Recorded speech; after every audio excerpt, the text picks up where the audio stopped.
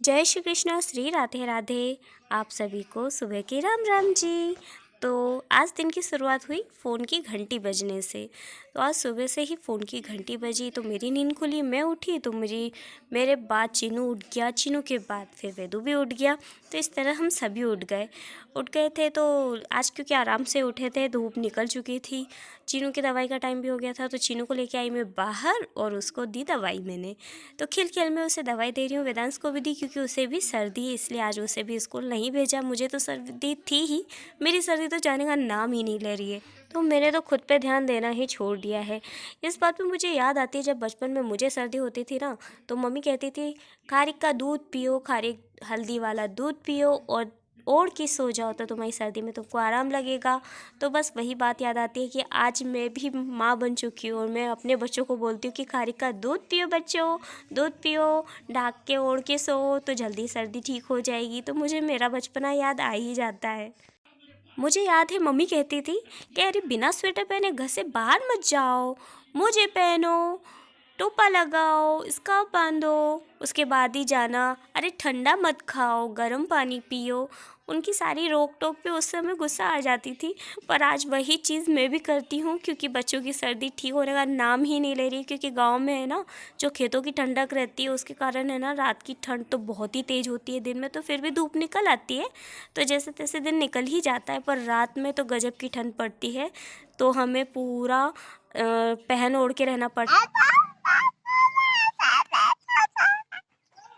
चीनू को दवाई देने के बाद चीनू ने बोलना चालू कर दिया, बात करना चालू कर दिया, और वो जब बोलता है ना तो कंटिन्यूअसली बोलता है, नहीं तो वो बोलता ही नहीं है। तो उसकी बातों को एंजॉय कर रही थी मैं, और वेदू से वो बात कर रहा था, साथ ही उसके साथ खेलते भी जा रहा था। बच्चों की सर्दी के कारण मैं खेत में नहीं जा पा रही हूँ। हमारे खेत में चना, मटर, मेथी, पालक, धनिया सभी सब्जियां लगी हुई है। मेरा देखने का बहुत मन है, पर इनकी सर्दी के कारण खेत में जाना हो ही नहीं पा रहा है। तो देख रही हूँ आज ताज़ी सब्जियों में हम क्या बनाए खाने में। तो ये रखे हैं हमारे भट्टे, देखिए कितने प्यारे लग रहे हैं, कितने सारे लग गए। इनकी बारी कब आएगी। सब्जियाँ इतनी सारी हो गई कि मैं समझ ही नहीं पा रही हूँ क्या बनाऊँ क्या नहीं बनाऊँ। बैगन भी बड़े हो गए हैं, भरता 2 दिन से हम खा ही रहे हैं टेस्टी सा। तो क्या बनाए वेजिटेबल। तो जब भी हरी सब्जियां देखती हूँ ना, तो माइंड में एक रेसिपी स्टार्ट हो वेजिटेबल जाती तो है कि काफी चलो है। इसका ये बनाना है, उसका वो बनाना है। लौकी भी पर लग जब रही है चारों प्यारी तरफ सी हरी छोटी सब्जियां सी। हो तो समझ में नहीं आता है कि कौन सी सब्जी बनाए अब हम। ये बहुत छोटी है, बड़े होने में टाइम है। पपीता पक चुका है और वेदांश बोल रहा है कि मम्मा जाम खाना है। तो जाम भी बड़ी हो गई है, जाम भी देख लेते हैं, अगर तोड़ने लायक हुई तो तोड़ लाते हैं। गाय मैंने धूप में बांध दी है, अब बस इनको भूस डालना है और अंदर जो इनकी बैठने की जगह है वहाँ साफ करना है, तो मैं साफ करती हूँ। थोड़ी ही देर में चीनू के पापा भी खेत में से आ गए थे। उन्होंने हरी हरी प्यारी प्यारी ताजी फ्रेश हरी धनिया लेके आए थे। देखते से मन हो रहा था कि इसकी चटनी बना डालूं। उसके बाद मैंने अपनी भावनाओं को थोड़ा कंट्रोल किया, क्योंकि मेरे अभी बाकी काम पड़े हुए थे, तो पहले उसे फिनिश करना था, उसके बाद खाने की बारी आती।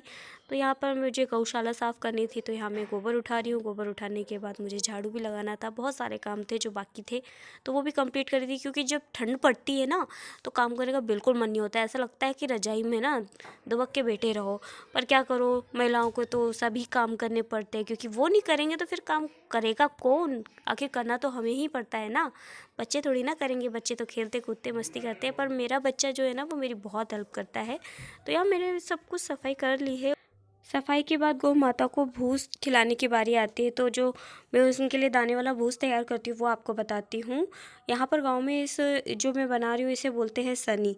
जो दाना रहता है ना, दाने में गेहूं का दाना, सोयाबीन, मूंग, और जो भी हमारे घर के अनाज रहते हैं, चना, इनको इकट्ठा पिसवा लेते हैं दरदरा सा, और उसे फिर हम सूखा भी मिलाते हैं, गीला करके भी मिलाते हैं, पानी मिला के, और इस तरह से बनाते हैं। तो मुझे याद आई कि जब मैं नई नई शादी होके आई थी, तो मुझे गांव के ज़्यादा नॉलेज नहीं थी कि किस तरह से सेवा की जाती है, गाय को किस तरह से खिलाया जाता है, क्या दिया जाता है। तो हमारे ससुर जी ने बोला कि सनी बना देना। आप, सनी का मतलब मालूम तो था ही नहीं, तो फिर उनसे ही मैंने सारी चीज़ें सीखी थी, किस तरह से से मिलाते हैं उन्होंने आगे रह के मुझे बताया था। तो इस तरह से सब सूखा दाना गीला दाना मिक्स करके हम गाय को देते हैं। तो ये है ना पेट भर के खा लेती है, इसलिए हमारे यहाँ की जो गाय है ना एकदम हष्ट पुष्ट है, देसी गैया है। क्या खा रहे हो बेदू? दलिया, दूध दलिया। दूध दलिया, ये गाँव का सुबह का नाश्ता है। दूध दलिया हेल्दी एंड पौष्टिक है ना, टेस्टी है। तो दूध दलिया जो है ना चीनू के लिए बनाया गया था, लेकिन है ना वेदू को भी देख के मन हो गया खाने का, तो वो भी खा रहा था, एंजॉय कर रहा था। और यहाँ पे चीनू को भी भूख लगी है, तो उसके पापा उसको खिलाने लगे थे, क्योंकि मैं काम कर रही थी, तो उन्होंने बोला कि मैं खिला देता हूँ। वो उसकी बहुत केयर करते हैं चीनू की, बहुत ही लाड प्यार से रखा है उसको, तो वो अपने हाथों से उसको खिला रहे थे। तो मैंने भी उसकी थोड़ी सी वीडियो ले ली कि किस तरह से खा रहा है वो। दूध दलिया उसे पसंद है, वो मेरे हाथ से तो नखरे करता है, पर देखो ना उसके पापा के साथ कितना एंजॉय करके खा रहा है। तो जब तक चीनू खा रहा था मैंने सोचा पानी भर लेती हूँ, क्योंकि गाय को ना मैं ताज़ा ही पानी पिलाती हूँ। ठंड के दिन में पानी एकदम ठंडा हो जाता है, अगर थोड़ा देर पहले भी रखा हुआ है तो मैं तुरंत मोटर चालू करती हूँ, ताज़ा पानी भरती हूँ और फिर गाय को पिलाती हूँ। तो वो पेट भर के पीती है पानी, अच्छे से पी लेती है। यहाँ मैं फिर उसके बाद आई थी ऊपर, क्योंकि चीनू की फ्रूट्स खाने की बारी थी। उसे डेली कुछ ना कुछ ताज़ा फल देना पड़ता है, नहीं तो वो खाना पीना छोड़ देता है। इसलिए ना मैं ऊपर आई थी, तो मुझे जाम मिल गई थी उसके खाने लायक, पकी है, वो बहुत सॉफ्ट जाम थी और मैंने चखी थी, यम्मी, इतनी मीठी जाम थी ना वो कि पूछो मत। तो चीनू ने तो एक चीर खाई होगी, बाकी तो वेदांश ने खा ली थी। मुझे एक हाथ से तोड़ते नहीं बन रहा था, मैंने बड़ी मेहनत करके तोड़ा। फिर पपीता भी पकी गया था, पपीता उसे बहुत पसंद है, जाम से ज़्यादा पपीता पसंद है। तो उसके लिए मुझे एक पपीता मिल भी गया था, छोटा सा पपीता है, हर 2-3 दिन में पकी जाते हैं। तो दोनों लेके मैं नीचे गई, उसके पापा ने कट किया, तो फिर उसे फ्रूट्स खाने के लिए दिए, अनार के दाने भी दिए थे। अनार हमारे घर का नहीं है, मार्केट का है, पर जाम और पपीता घर का है, तो जाम उसने एंजॉय की। और उसके बाद फिर उसने पपीता भी थोड़ा बहुत खाया था, क्योंकि उसका ऑलरेडी पेट भरा था ना, इसलिए ज़्यादा नहीं खाया।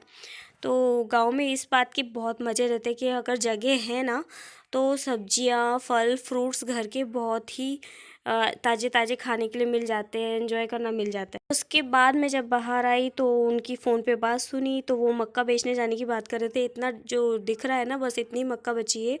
तो जो मैंने आपको स्टार्टिंग में बताया था, सुबह फ़ोन बजा था, तो मेरी दीदी का फ़ोन था। उन्होंने बोला था कि मक्का की रोटी बहुत ही यम्मी लगती है।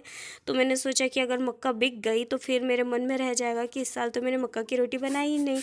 तो फिर मैंने वेदांश की हेल्प से यहाँ पे मक्का साफ़ करने का विचार किया और हम दोनों लग गए काम पे।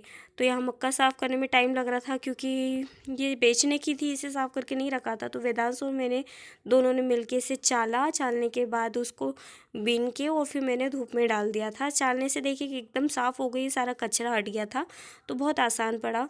आसानी से मैंने उसे साफ़ कर लिया, बीन लिया है और उसके बाद फिर मैंने यहाँ पे धूप में डाल दिया था। चीनू वेट कर रहा था कि मम्मी क्या काम में लग गई है, वो समझ ही नहीं पा रहा था। तो वो मुझे देख के कुछ ना कुछ बोलना चाह रहा था, तो मैं उसकी बात भी सुनती जा रही थी। जो मक्के की रोटी है ना, मैंने सबसे पहली बार मेरी बुआ सास के हाथ की खाई थी, वो इतनी टेस्टी लगी थी। पर हैबिट में नहीं है ना, इसलिए मैं ज़्यादा नहीं खा पाई थी। मैंने एक रोटी खाई थी, पर वो एक रोटी भी 3 रोटी के बराबर थी, इतनी हेवी होती है। तो क्योंकि उसमें ना घी बहुत ज़्यादा मात्रा में डलता है और मैं घी ज़्यादा डाइजेस्ट नहीं कर पाती हूँ, घी बहुत कम खाती हूँ। पर वेदू उसके पापा बहुत खाते हैं, उनको पसंद है। उसके बाद मैंने बनाया चूल्हे पे गिलकी की सब्जी और रोटी। मैं करती हूँ अपने खाने को एंजॉय। आज के लिए बस इतना ही। श्री राधे राधे।